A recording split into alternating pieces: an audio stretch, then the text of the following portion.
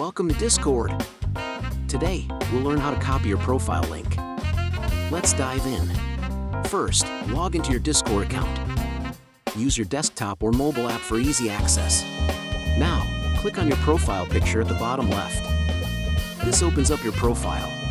In your profile, find the Edit Profile button. Click on it to reveal more options. You'll see your profile details. Here, locate the Copy Profile Link option. Click Copy Profile Link. This saves the link to your clipboard for easy sharing. Now that your link is copied, head to the chat or server where you want to share it. In the chat input area, paste your profile link. This makes it easy for others to connect with you. Add a friendly message to make it more personal. Let others know you're excited to connect.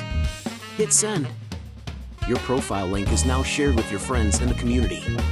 And that's it. Your Discord profile is easy to find, creating opportunities for new friendships. Thanks for watching.